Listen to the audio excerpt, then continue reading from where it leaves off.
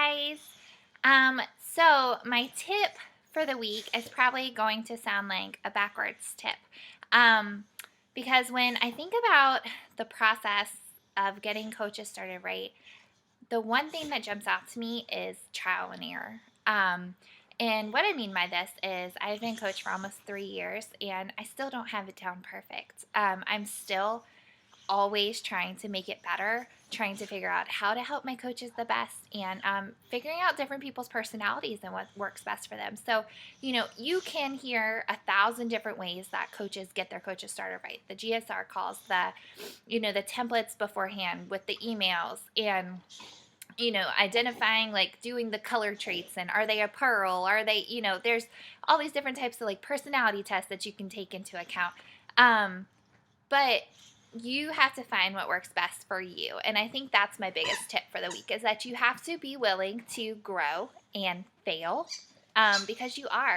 When I first started coaching, I never sent a new email. I added them to the group and was like, hey, all right, let's go. Like, here's this Coach Basics camp, and added them to the team page. And that was about it.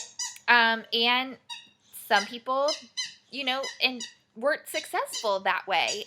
So it's always been an evolving process, which is just like everything in coaching. It's that, there's no right or wrong answer to how you do things as long as you're finding what works best for you and what works best for your team. So, I think the most important thing is the relationship, which, if you're starting out with them as challengers, you're already building that relationship. They are already starting to see what you're all about, the accountability, the person you are and how you're going to check in on them. So you're starting to build that relationship from the very beginning, and you want to continue that. Like, you don't want to just sign them up as a coach and then leave them.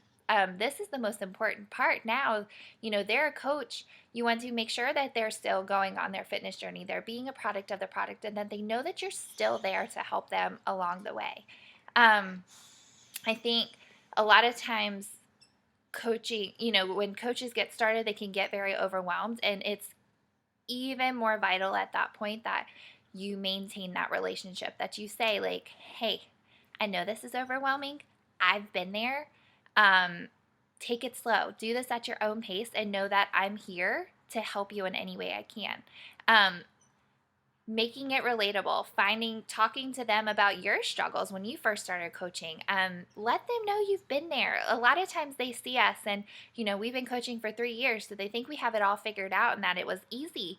And it wasn't. We all crawled before we walked, and, and it's just a process. And so I think being relatable, making sure that that relationship is your first priority, and this is just kind of a side note, but I think a lot of times that relationship gets lost when we're trying to sign coaches for rank. We get so excited about signing coaches that we can lose the genuineness and like the person behind that. Just like when we talk about with Success Club points, like we lose the person behind those 2 points. We can do that a lot of times when we're signing coaches to build rank as well. We can lose touch with what we are doing, what type of opportunity we're giving them, and lose touch with helping them be the most successful. Because signing coaches is great, awesome. You can only get so far in rank by just signing coaches. You have to help your coaches be successful in order for you to continue growing in rank. I talked about in my intro video, getting to diamond was great, and then I really struggled for a year because I was like, well, crap, like I can't do anything else without my coaches being successful. Now, how do I do that? How do I find that push for them? And so I think if we start that sooner and we start giving them the tools and start building that relationship and talking about their whys and helping them start working on their goals right out of the bat versus focusing on signing them for rank, we're going to be more successful in the long run. So I know that was all over the place and it was kind of ranty.